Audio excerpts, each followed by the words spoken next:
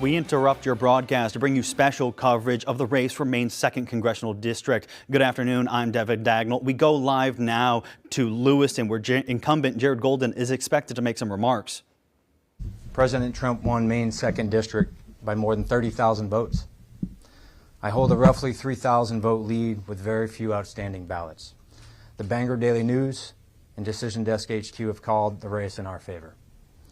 Any viable path to a win for my opponent has closed, so I'm here to declare victory. Anyone who's observed this race knows that this was my toughest election yet. Across the country, no Democrat has withstood stronger headwinds from the top of the ticket, the pundits, or the organized opposition. This race was hard fought and hard won, and it's therefore the victory I'm most proud of. I want to congratulate State Representative Austin Theriault. He's a fierce competitor who offered a serious and well-run campaign challenge. I wish him success in his future endeavors. I also would like to thank my wife Isabel, who's standing right here just behind the cameras. She didn't want to come up. And also our daughters, Rosemary and Shirley, and all of our family for their unwavering support and patience with me. They all make big sacrifices so that I can do this work for my constituents, and I could not do it without them standing beside me. I also want to thank my campaign team from top to bottom. Your dedication and hard work is something to be proud of. Last night you thanked me for the opportunity to take part in this great democratic process. Today I'm thanking you for a job well done and for carrying me to victory on the back of one of the best field operations I've ever seen. To my congressional office staff, thank you for your service to the people of Maine, which I know you stand ready to continue when Congress gets back to work next week. And the biggest thanks is to my constituents and voters. It's an honor to represent you in the People's House. I want you to know that I'll continue on with this work for the next 2 years with everything that I have to give to deliver the results that you need and want for yourselves and your families. Thank you very much, and I think Mario will MC this thing.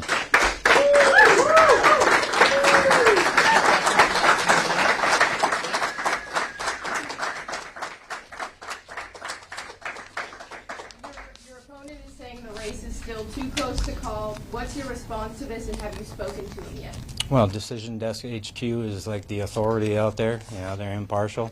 They call almost every race that is out there, and I've never seen them wrong. So they've called the race in our favor. I guess I'll just leave it at that for now. Congressman Golden, I'll ask you the same question that Bobby Reynolds was asked last night when he spoke shortly after polls closed. We've heard from constituents, and it's been no secret that you've been hard for us to get in touch with to conduct interviews. And, you know, we've heard from constituents that they'd like to see more of that, like to see more of you doing more media availabilities. In your next term, do you promise to make yourself more available to Maine media? Well, you know, I'd have to look at the numbers, but I'd say we've done a lot of interviews over the last 2 years, the last 6 years. Do you follow my letter to Mainers? It's definitely a lot Dear less. Maynard? It's a lot less than Senator Collins and Senator King and Congressman Henry. Yeah, you know, I'm really proud of the accessibility of my office, my team, and myself to my constituents, and my focus is on the work for them. Less flashy media stuff. As you all know, I'm a little shy of the cameras, but certainly I communicate incredibly openly and thoroughly. Every big vote I take is thoroughly explained to my constituents in writing, on the phones, in person. We're going to continue to do the job just the way we've been doing it for 6 years now. Thank you. Republicans are taking control of the U.S. Senate. How important is it for Democrats to try to maintain control of the House or get control of the House at this point? And do you have any concerns about President Trump being elected? I certainly prefer to be in the majority, but we don't know the outcome, and I don't think we'll know the outcome for probably a week or more. So, yeah, I don't have any further comment on that.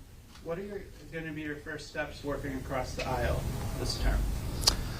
I think first we're going to have to see, you know, what the composition of the House and Senate looks like. I mean, it looks like Senate is well in control of the, you know, Republican Party, and President Trump will be at the helm in the White House.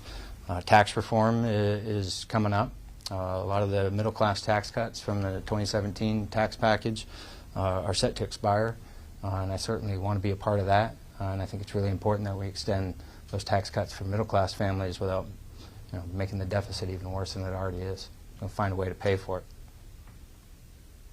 What are your thoughts on the Ontario campaign saying we're well within the margin that would trigger a state-funded automatic recount and every vote should be counted? Any process that's in the statute, any legal means to offer a challenge if they have them.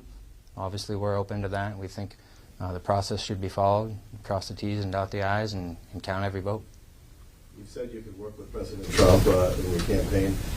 Does anything about his campaign or his promises of Project 2025, anything like that concern you?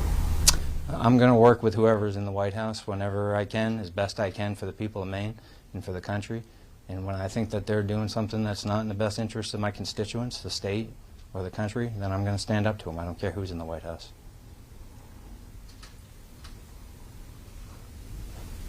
Anybody else? If not, we'll let the Congressman go get some sleep. Thanks all for coming.